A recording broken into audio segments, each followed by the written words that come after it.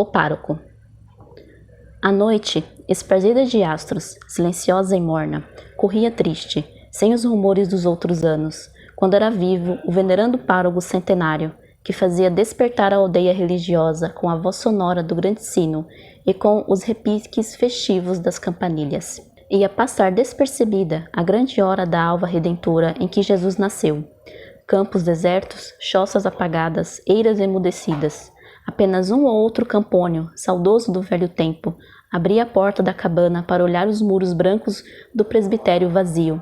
O passava por entre as ramagens sobre o esplendor infinito da noite constelada, como espectro errante da alegria extinta, tocando tristemente a viola.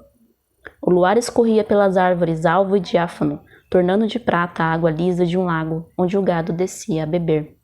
A igreja fechada, branca, muito branca, era como uma miragem feita pela claridade do luar. Mas que diferença dos outros anos! Aquela hora, as portas escancaravam-se, exalando o aroma santificante dos turíbulos, e o campo enchia-se com o clangor dos hinos do povo que saudava, no berço de palhas do presépio, o louro Jesus nascido, deitado, com simplicidade, entre a vaca e o jumento. Que diferença dos outros anos! Quem tivesse ouvido a palavra trêmula do velho pároco, narrando, ao fim da missa, diante do pequeno estábulo, o mistério de Belém, como nascera de Maria sempre virgem, numa creche, para exemplo dos homens, Jesus, o Rei dos Reis, a misericórdia suprema, teria saudades diante de tamanha tristeza. Nos currais fechados, o gado, adivinhando a luz da manhã, mugia profundamente. No céu puríssimo resplandecia radiosa a estrela d'alva. Um galo solitário cantou no quintalejo, e súbito o som profundo e grave do grande sino quebrou o silêncio melancólico da noite natalícia, e logo romperam, em bimbalhada estrídula, todas as campanilhas, justamente como nos outros anos, quando era vivo o venerando pároco. De repente, abriram-se as portas das cabanas, e campônios atônitos apareceram nas soleiras em leves roupas, as cabeças nuas, com lanternas erguidas, alumiando a noite. As portas da igreja, abertas de par em par, deixavam ver o interior resplendente de luzes. O espanto foi grande entre os rústicos, e nenhum ousou aventurar um passo, posto que os sinos continuassem a soar festivamente. Foi um boiadeiro quem primeiro falou.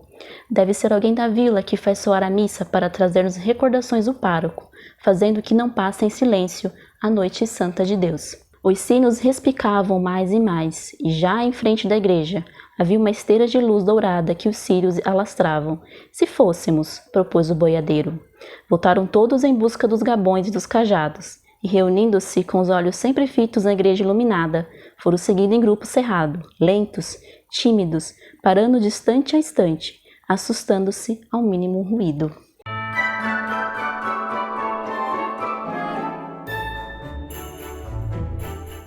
Olá pessoal, tudo bem com vocês? Então, como estamos no mês de dezembro e é o mês do Natal, eu trouxe para vocês hoje um conto de um escritor brasileiro muito importante para nossa literatura, que é o Coelho Neto. Coelho Neto foi considerado o príncipe dos prosadores brasileiros e nasceu como Henrique Coelho Neto na cidade do Maranhão em 1864. Ele também foi membro fundador da Academia Brasileira de Letras e toda a sua carreira literária começou no Rio de Janeiro. Dentre os seus principais trabalhos e romances estão os livros A Conquista, de 1899, e A Esfinge, de 1908. Coelho Neto exerceu basicamente em toda a sua vida trabalhos mais diplomáticos, então ele foi secretário do governo do estado do Rio de Janeiro e dentre outros trabalhos prestados para o governo e viveu no Rio até a sua morte. Esse conto que eu li para vocês no começo do vídeo faz parte dessa coletânea chamada Os Melhores Contos de Natal, que eu mostrei para vocês no último vídeo. Uma coletânea de autores de vários países, incluindo autores brasileiros, então temos um conto aqui do Coelho Neto e um outro conto do Machado de Assis, que é muito famoso também, chamado Missa do Galo, que eu pretendo também trazer para vocês aqui para o canal. E como é um conto curtinho, eu resolvi que eu vou ler para vocês o conto inteiro. Então, lembrando que vai ter spoilers da história, que basicamente é a história desse vilarejo em que as pessoas não estavam comemorando o Natal, apenas porque o seu pároco não estava mais presente, ele havia falecido. Então parecia que o Natal havia sido cancelado. E esse conto eu achei muito interessante e foi por isso que eu acabei trazendo ele para cá, porque eu acho que ele ressoa muito com o que nós estamos vivendo neste ano de 2020, né? Que foi um ano atípico, um ano difícil, muitas pessoas às vezes querendo cancelar o Natal por conta, enfim, de tudo que nós vivemos de ruim este ano.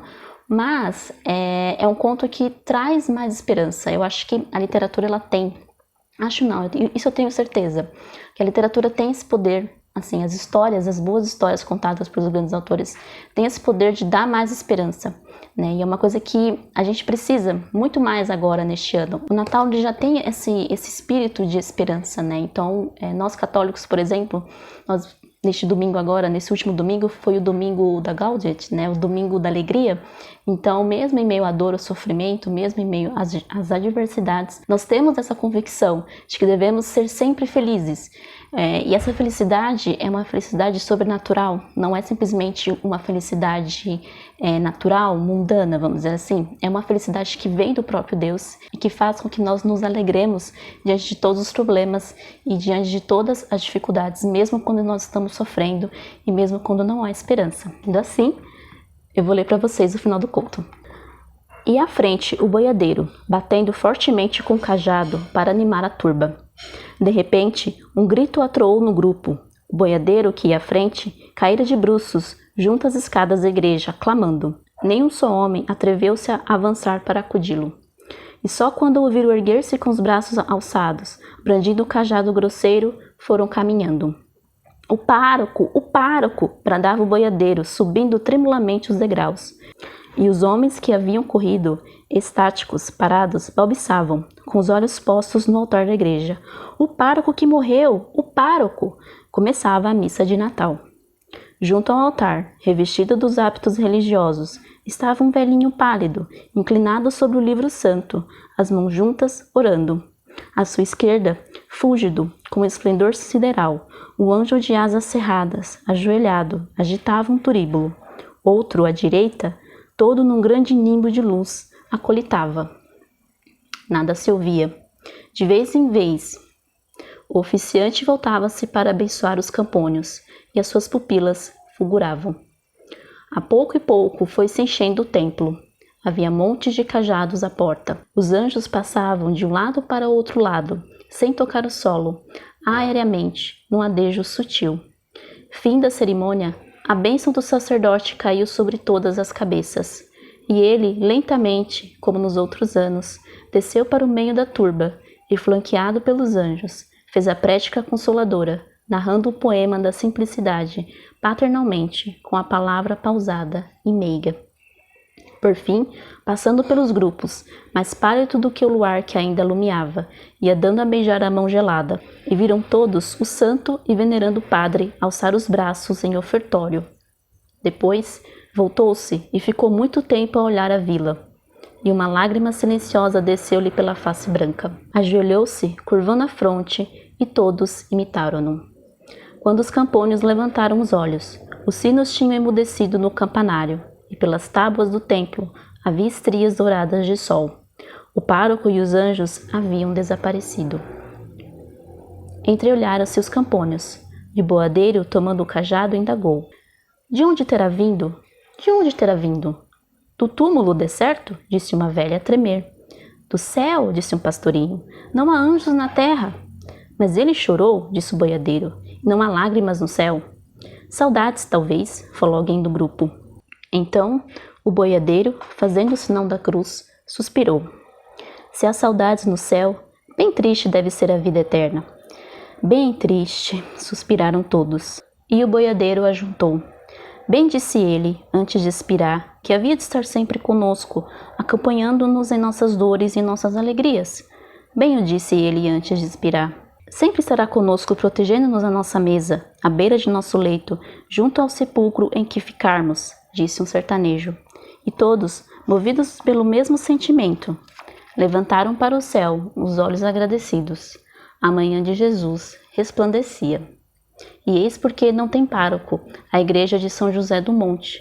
O presbitério é o céu, e o pároco é sempre o mesmo, que desce em espírito para abençoar as almas e as campinas.